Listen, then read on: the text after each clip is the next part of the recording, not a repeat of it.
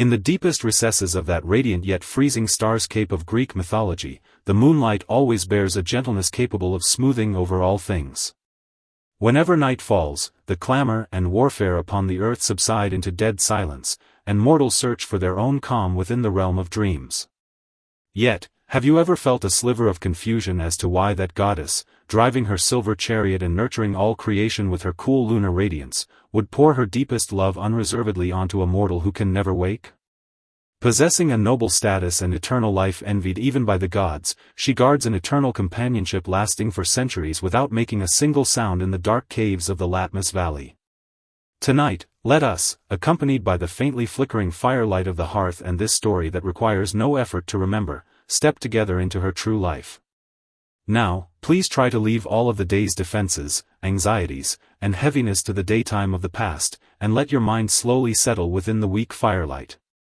There is no need to pursue the story's logic, nor to expect any dramatic or thrilling twists. Only that soothing voice echoing in your ears with the night wind will be like a shroud of silver-white thin gossamer, gently wrapping around your weary body. In the time that follows, you only need to listen quietly, permitting your consciousness within the radiant starry sky of antiquity to slowly fall into that deepest, safest tranquility. Before the new gods of Olympus rose to rule the world, the Titan giant gods once governed the most primordial, purest forces in the cosmos. Selene was born of that ancient and grand Titan epoch. She was the daughter of Hyperion, the god of light, and from the very moment of her birth, her destiny was closely linked with the only pure light in the Black Night. Unlike those later Olympian gods who had volatile temperaments and were keen on triggering wars and disputes in the human world, Selene since birth possessed a serenity that transcended the material world.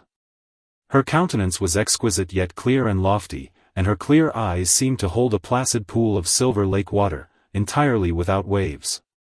Her long hair was like the flowing Milky Way, scattered across her silver-white long robe, and whenever she passed through the starry sky, she would leave a faint light trail carrying a healing aura. In that ancient epoch, the sky was a desolate territory that was not yet fully domesticated, and the alternation of day and night carried a primitive rage. Selene's duty was to punctually drive her chariot into the night sky after her elder brother Helios, the sun god, ended his scorching and weary patrol of the day. She quietly stood on the magnificent chariot forged from pure silver, as two horses snow-white as frost raised their hooves, slowly moving forward in the sound void. She possessed no spear like Ares the god of war, nor lightning bolts like Zeus the king of gods. Her only weapon was that crescent-shaped royal diadem forged from pure silver upon her head. When the chariot slowly proceeded to the zenith, the soft radiance emitted by the lunar diadem would be like a layer of gentle blanket, slowly covering the entire continent. Under the moon's comforting aura, savage beasts retracted their claws and teeth, the dried earth began to imbibe the night dew, and those humans who suffered intensely from the scorching sun during the day finally welcomed their most precious, peaceful sleep every day under Selene's protection. Yet, within the eternal life of a deity, there was not only an unchanging starry sky patrol, but also the change of epochs and the pressure brought by the shifting of power. With the rise of the Olympian pantheon, the ancient Titan divine clan fell one after another in the tragic war of the gods, exiled into the bottomless abyss. Selene's clan encountered a devastating blow, her elders lost the glory of former days, temples collapsed in warfare, and the original titanic authority was relentlessly carved up by the new gods. In this massive turbulence of dynastic change, Selene, relying on her constant restraint, low profile, and uninterrupted black night protection for humans, was able to preserve her divine office as the goddess of the moon. But the arrival of the new rulers still caused this ancient god to feel an unprecedented solitude and constraint. Artemis, the new generation goddess of the moon and the hunt, began to enjoy a more prosperous devotion in the human world, and the new gods preferred to praise youthful, vital force, gradually forgetting the first-generation moon god who silently dedicated herself in the long black night. Selene sat in the icy, pure silver underground palace, listening to those anthems of praise belonging to the new gods coming from the human world, and her inner self held no anger, only a release of seeing through the vicissitudes of time and a deeper solitude.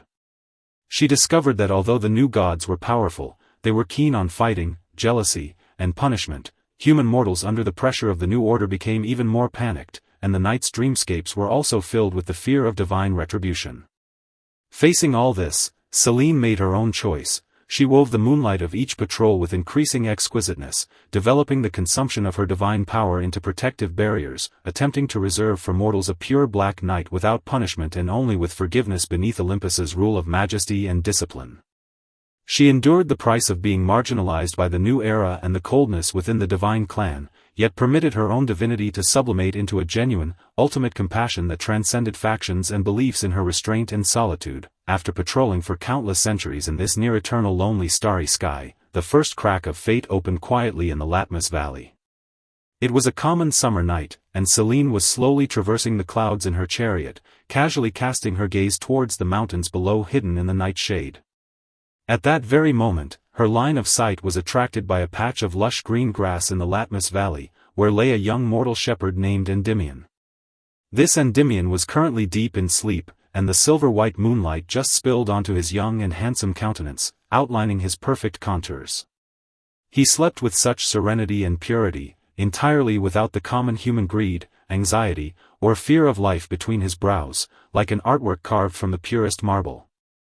Selene's heart violently thumped once at that instant, a singular feeling her 100 million years of eternal life had never experienced.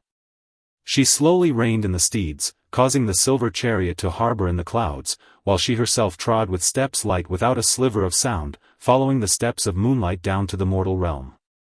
She quietly stood by Endymion's side, observing a mortal's breathing this close for the first time. She extended her slender, cold fingers, wanting to lightly touch his warm forehead, yet stopped abruptly just when she was about to touch. She feared her godlike body's cool, chilling divine power would wake this beautiful dreamscape.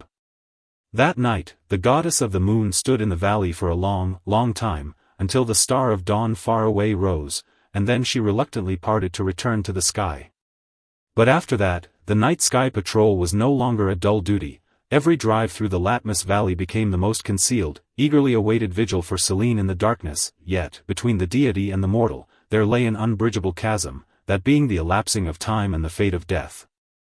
Selene looked down from the sky, watching Endymion grow up day by day, watching mortal years leave marks on that young man like flowing water, and a kind of unprecedented despair and anguish began to gnaw at her divine soul.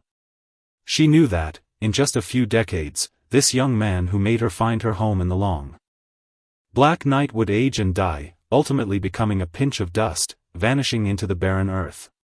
Whereas she could only continue enduring a solitude without him, which was longer and colder, in the eternal starry sky. Selene, unable to endure seeing this stinging conclusion, finally made a startling, outlandish decision. She went to the sacred mountain of Olympus and knelt before the supreme king of gods, Zeus.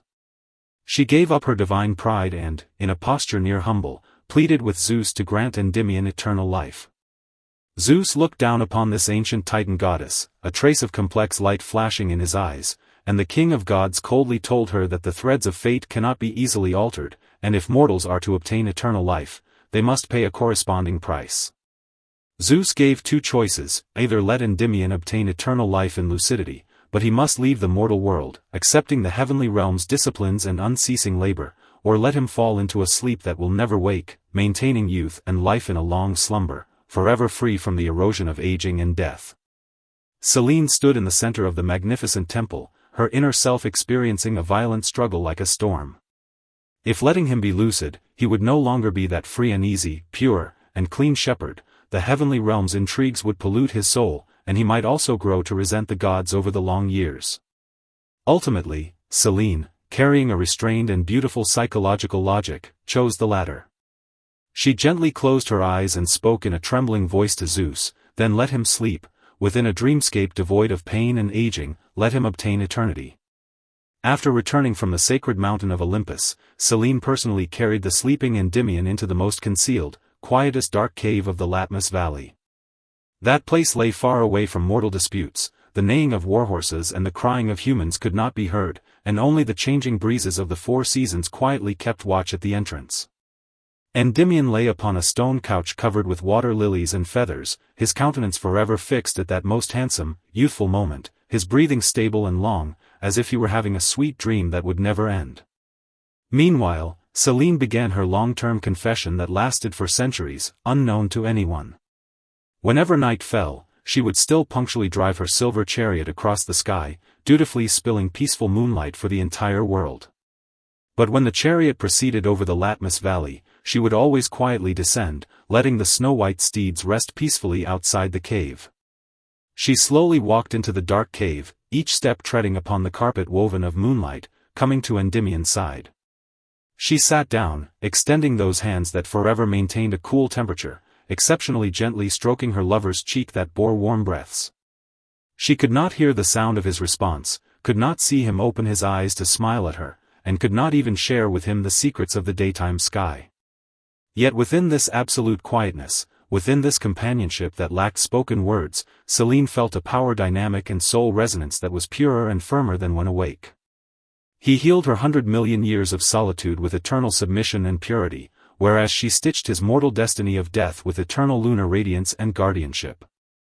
The fates of the two completely intertwined within the darkness of the Latmus Valley, transforming into the most silent, restrained, and heart-stirring echo of destiny in Greek mythology. With the curtain falling on the ancient era, mortals gradually stopped looking up at the starry sky to search for the traces of deities, and ancient beliefs ultimately transformed into modeled words within books.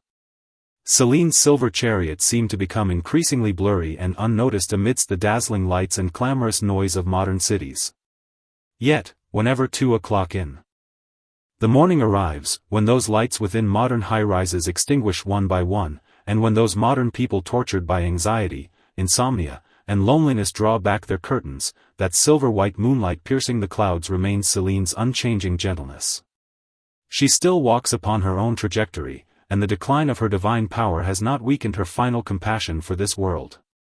She watches those modern souls struggling within reinforced concrete just as she watched those ancient mortals weeping amid severe cold and warfare back then, the mercy in her eyes unweakened even by half a fraction over thousands of years. She cannot awaken those sleeping within material desires, just as she could not awaken Endymion within the Latmus Valley. But she learned to offer companionship in the most concealed, restrained manner, condensing her remaining divine power into an invisible, gentle psychological magnetic field, encompassing all the fragility and tears humans refuse to show. She gazes at you quietly, smoothing the chaotic neural signals within your brain with that immutable silver-white light, isolating all the clamor of the world outside your window. In this hurried era filled with uncertainty, this lonely moon goddess has become the safest, most eternal shadow, quietly guarding every soul longing for peace. Hearing the story up to this point, the clamorous world seems to have drifted far away from us. Selene, the goddess of the moon, this silver guardian running through ancient titans and modern nights, is perhaps at this very moment driving her gentle chariot, quietly lingering outside the window of your room. Her moon diadem forged of pure silver is emitting the most comfortable, stable soft light, like invisible feathers gently brushing across your weary eyelids. That absolute quietness within the Latmus Valley has already quietly spread within the depths of your consciousness, carrying away all your daytime anxiety, grievances, and confusion about the future. You do not need to endure the price of long sleep like Endymion, but within this safe night, you can safely lay down all defenses and persistence. The daytime of the past has completely ended, and matters of the future do not require your mind to contemplate under the shelter of the night. Your breathing is becoming lighter and slower, reaching a perfect resonance with the trajectory of that ancient starry sky. Permit your consciousness to slowly sink with the final low undertones, like falling into a pool of warm, soft silver lake water. Good night, and may you, under Selene's eternal, gentle gaze, shed all weariness and possess the deepest, most peaceful sleep.